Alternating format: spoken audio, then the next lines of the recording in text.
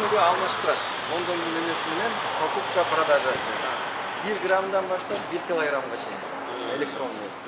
Анан кийин бул кыздан кийин компания кандай иштейт, график работы ошо жерде алмашып чыгарып коюш. Пока бизле магазин бар. Сатып алуусу 8000 сатып алуусу канча экен? 8400 бирдек экен, 1 граммы. 8429 грамм. Продажа 8471. Покупка, кайра силер аласыңар да. О да. Саткан. Мисалы, клиент кайра өткөрсө келип аласыңар. Кайра сатканы 400. Эми салмасына турат. Камера менен чыгып турат. Бул 1 грамм, 2 грамм, 5 грамм, 10 грамм, 100 грамм, 50 грамм унци и 20 грамм. Анан килограмм. Килограмм 10 деп жазылат, сертификат менен. 1 килограмм. 1 килограмм. Алып чыгабыз десе, эмесинде жазып беребиз. 1 килограммды деле сатып алса, анан кайра келип, мисалы, жарым жыл, 1 жылдан кийин кайра келип сатам десе, кайра эле аласыңар, Ошо курс менен ала бересиз. Текшерип алып туруп ала бересиң. Эгерде анализаторубуз бар, тетиги. Ошону жаңы алып келдик, аппарат. Ачылгандан баштап канча суммага алтын саттыңар? 50 миллион саттык. 50 миллионго саттык, где-то 3 миллиондон көп таза киреше алдык. Таза киреше. 1 ай болду ачылганыңарга. 1 ай болду. 1 айда 50 миллион, 3 миллион таза киреше. Значит, дагы көбөйсө 12 айда канча аласыңар ошондо? 50-60 миллион таза киреше алат.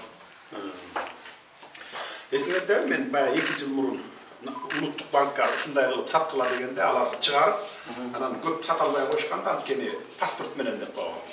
Азыр силерде паспорт жок эле сатасыңар да. Каалаган жарандар келип эле сатып ала берсе болот эле да, каалаган көлөмдө. Чет өлкөлүк жарандарчы?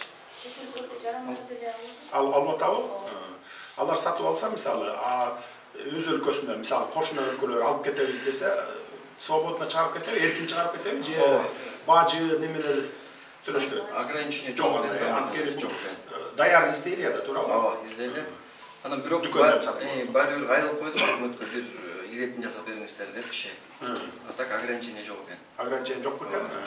Жоқ болуш керек да өзү. Себеби дегенде биз баары бир эле чогулган алтынды, өлкөдөн чогулган алтынды Улуттук банк жесинде кыргыз алтын сатып алып тургандан баары бир чет өлкөгө алып барып сатып келет да. Андан көрө бул ичине кымбатыраак кетет. Биржадан өйдөлөп кетет, туурабы? Биз дүйнөлүк биржага барсак, мындан арзан сатабыз да граммын, мисалы, туурабы? 3% арзан болот. 3% арзан болот. 3% жанагы. Ошон үчүн чектөө белгилет да, чектөө белгилет ошон үчүн. Мисалы, ошол 2 жыл мурун азыр алтын көтөрүлүп атат да, эми алтын түшпөйт да көтөрүлө берет.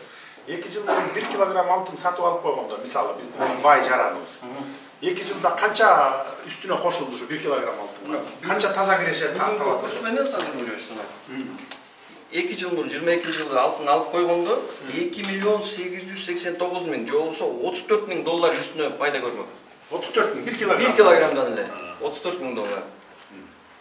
Мына эми ошол үчүн биздин баягы мыйзамды да кабыл алып бердик элек.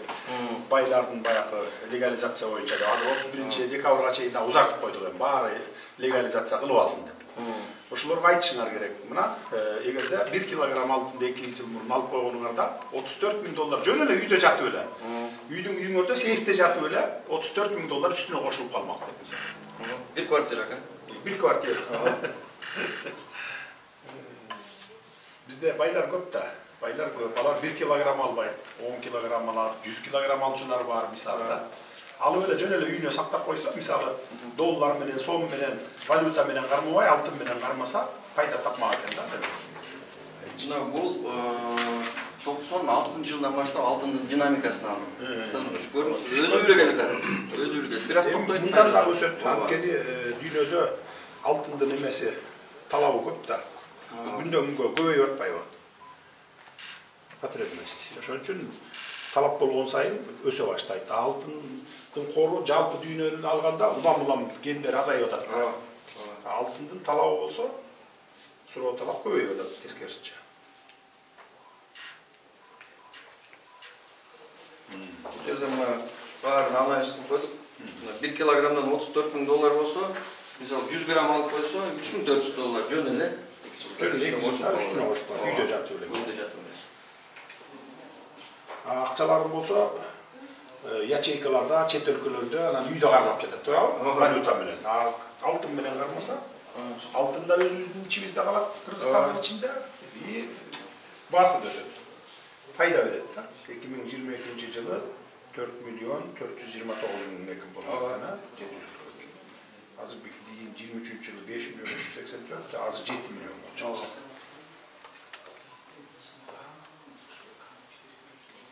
Акыркы бир жылда аябай өстү. Жакшы, ийгилик. Жакшы иштегиле, сак болгула. Ким кайтарып атат бuyakta? МВД? Жерде МВД тигил жерде отурат.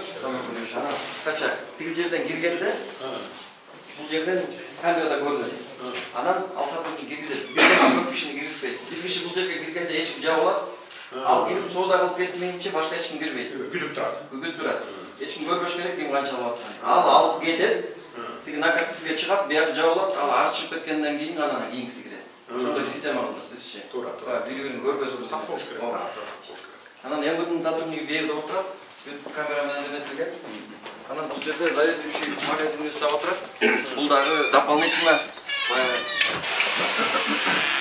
жардам берип турат. Камера бул жерге да чыккан. Бул жерге кичине немерек болсо жардам берип, жана крупный парты алганда неметкенде жардам берип өзү. Тиги жерде болсо информационный табло келип кантип сатып алат, таанышып алса болот. Жакшы. Жакшы, ийгилик анда.